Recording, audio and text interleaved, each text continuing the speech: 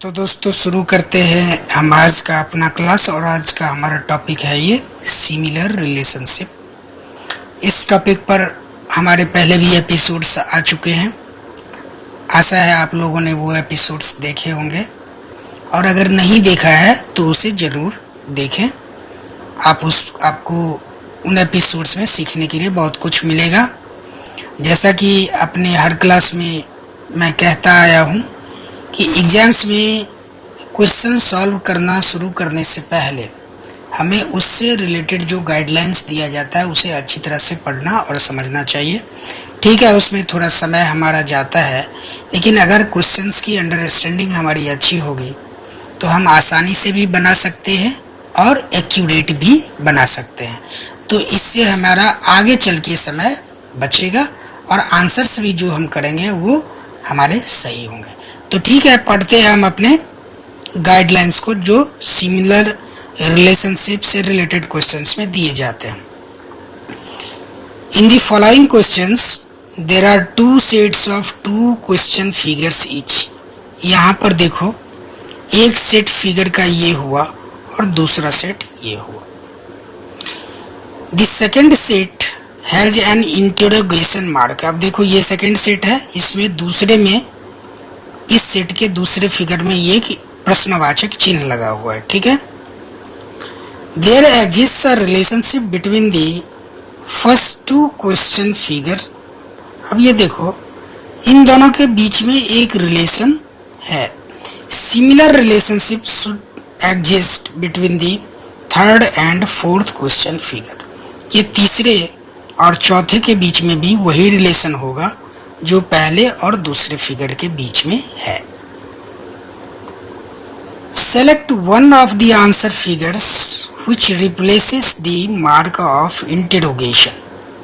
अब इनमें से कोई एक, ये आंसर फिगर्स हैं, कोई एक फिगर हमें चुनना है और यहाँ लाना है, और ये फिगर इन दोनों के बीच के रिलेशन को वैसा ही बना देगा जैसा पहले और दूसरे फिगर के बीच में रिलेशन है।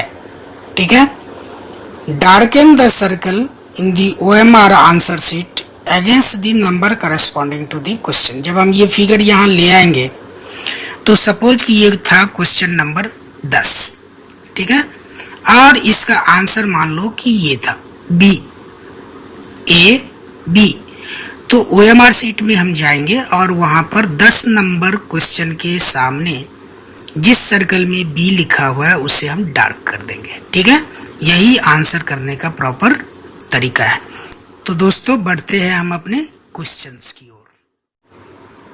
तो ये रहा हमारा आज का पहला क्वेश्चन। सिमिलर रिलेशनशिप वाले क्वेश्चंस में जैसा कि पहले भी हमने बताया है कि फर्स्ट दो फिगर्स के बीच में हमें रिलेशन को एस्टेब्लिश करना होता है कि उनके बीच में रिलेशन का ट्रेंड कैसा है। अब हम सबसे पहले इन दो फिगर्स के बीच में रिलेशंस को देखते हैं कि इनके बीच में क्या रिलेशन है। पहले फिगर में देखो, इस 4 साइडेड ज्योमेट्रिकल फिगर के नीचे एक ट्रायंगल है जो कि अगले फिगर में ट्रायंगल इसके अंदर चला जाता है। अब इस तरफ इस पेयर ऑफ फिगर्स में एक ट्रायंगल है और ट्रायंगल के अंदर ये स्क्वायर और उसके नीचे ये सर्कल। तो इसमें क्या होगा, इसमें ऐसा हुआ कि इसके अंदर में ये ट्रायंगल आ गया इस फिगर में, तो वैसे ही बाहर में एक इसमें क्या होगा, ट्रायंगल होगा, और अंदर में इस स्क्वायर के अंदर कौन आ जाएगा, सर्कल। ठीक है, बाहर में एक ट्रायंगल, यही ट्रायंगल आएगा बाहर में, और इस स्क्वायर के अंदर आ जाएगा ये नीचे वाला सर्कल। अब हम अपने आंसर फिगर्स में देखते हैं कि किस में ऐसा है। सबसे पहले आते हैं ए में। ये एक ट्रायंगल है, लेकिन यहाँ स्क्वायर के अंदर सर्कल को आना था, उल्टा है, सर्कल के अंदर में ये स्क्वायर है, तो इसको छांट लेते हैं। सी में देखो, ट्रायंगल के ही अंदर आ गया, जबकि ट्रायंगल को सबसे बाहर रहना था, ट्रायंगल के अंदर यहाँ सर्कल आ गया, इसको भी छांट लो। इसमें ट्रायंगल के अंदर, ये डी में ट्रायंगल के अंदर ट्रायंगल है, तो ये भी हमारा नहीं हुआ।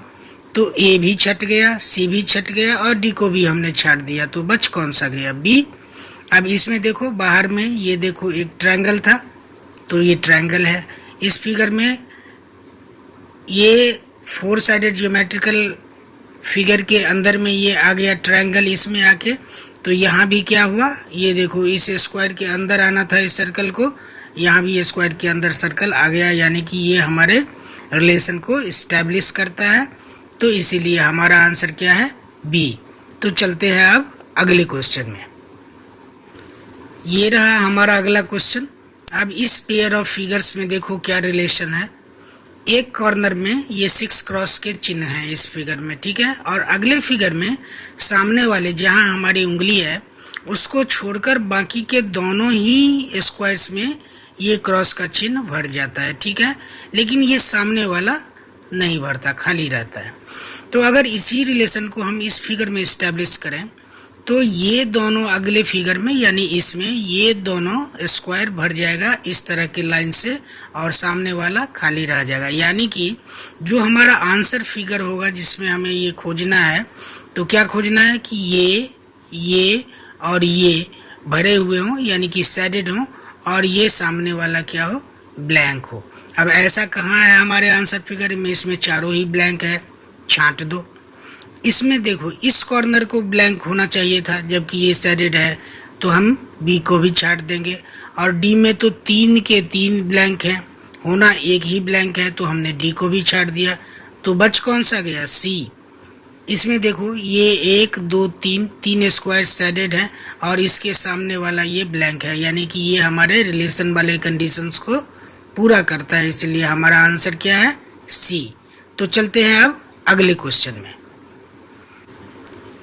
ये रहा हमारा अगला क्वेश्चन। इस क्वेश्चन में आप क्या देख रहे हो? इस पेयर में फर्स्ट पेयर में क्या रिलेशन है? ये देखो एक ब्लैंक स्क्वायर है, लेकिन अगले फिगर में क्या हो जाता है? इस ब्लैंक स्क्वायर के चारों कॉर्नर्स लाइंस के द्वारा आपस में जुड़ जाते हैं।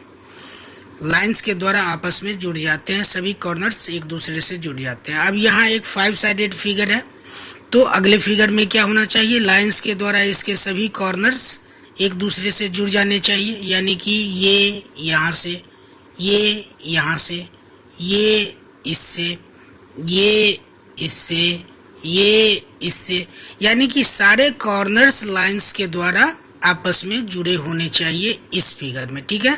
तो ऐसा कोई फिगर हम अपने आंसर फिगर में खोजते हैं। सबसे पहले बी में आते हैं। कुछ कॉर्नर्स जुड़े हुए हैं लेकिन सारे नहीं, जैसे कि ये इससे जुड़ा हुआ नहीं है, ये इससे जुड़ा हुआ नहीं है, इसी तरह से ये इससे जुड़ा हुआ नहीं है, तो इसीलिए बी को हमने क्या किया? छांट दिया, रिजेक्ट कर दिया। अब आते हैं सी में। सी में भी वही कहानी है, कुछ कॉर्नर्स जुड़े हुए हैं, लेकिन ये देखो इसको इससे जुड़ा होना चाहिए था, नहीं है, इसको इससे जुड़ा होना चाहिए था, नहीं है, तो हमने सी को भी छाट दिया। और डी में भी वही कहानी है, तो हमने डी को भी छाट दिया। तो बच कौन सा फिगर गया? ए। इसमें सभी कॉर्नर्स एक दूसरे से लाइंस के द्वारा जुड़े हुए हैं, इसीलिए हमारा आंसर क्या है? ए। तो चलते हैं अब हम अपने अगले और आज के लास्ट क्वेश्चन में। ये रहा हमारा अगला और आज का लास्ट क्वेश्चन। अब इसमें आप इस फिगर पर ये देखो, ये पेयर ऑफ फिगर्स हैं, फर्स्ट पेयर ऑफ फिगर्स, और ये रहा सेकेंड पेयर ऑफ फिगर्स। अब फर्स्ट पेयर में क्या रिलेशन है? ये देखो सर्कल सर्कल रह गया, दो डॉट्स रह गए, लेकिन ये नीचे की ओर खुल रहा था, अब इसमें ऊपर की ओर खुल रहा है, बस एक ही चेंज है, बाकी के सारे चीज वही रह जाते हैं। ये दोनों कंपोनेंट सेम रह गए, लेकिन ऊपर वाला कंपोनेंट जो नीचे की ओर खुल रहा था अब अगले फिगर में ऊपर की ओर खुल रहा है। तो ठीक ऐसा ही रिलेशन हमें इन दोनों फिगर्स में भी इस्टेब्लिश करना है। अब देखो ये सर्कल यहाँ रह जाएगा, ये दोनों डॉट्स भी यहाँ रह जाएंगे, और ये नीचे की ओर खुल रहा है, तो अब क्या होगा? ऊपर की ओर खुलेगा। अब ऐसा किस में है जिसमें ऊपर की ओर ये खुल रहा हो? ये देखो ए में नहीं है, ए में तो ऊपर में सर्कल आ गया, छांट दो इसे। बी में भी नहीं है, ऊपर में सर्कल आ गया, इसे भी छांट दो। सी में हमें ऐसा खुला हुआ मिल रहा है जिसके नीचे 2 डॉट्स हैं और उसके नीचे एक सर्कल है, जैसा कि इसमें है 2 डॉट्स और नीचे में एक सर्कल, और ऊपर का ये इस कंपोनेंट को ऊपर की ओर खुलना था, ये भी खुला हुआ है। तो सी हमारा आंसर होगा, लेकिन एक नज़र हम डी पर भी डाल लेते हैं। बाकी के 2 कंपोनेंट्स तो मिलते हैं इसके भी, लेकिन ऊपर वाला हमारा नहीं मिलता है, इसलिए डी को भी हमने क्या किया, छांट दिया। तो ठीक है दोस्तों, आज के क्लास में इतना ही। आशा है आपने कुछ सीखा होगा, और यदि कुछ सीखा है तो आप इस चैनल को ज़रूर सब्सक्राइब कर लें और अगले एपिसोड्स पर अपने ध्यान को केंद्रित करें, अधिक से अधिक प्रैक्टिस करें और आगे बढ़ें। ठीक है, धन्यवाद आपका।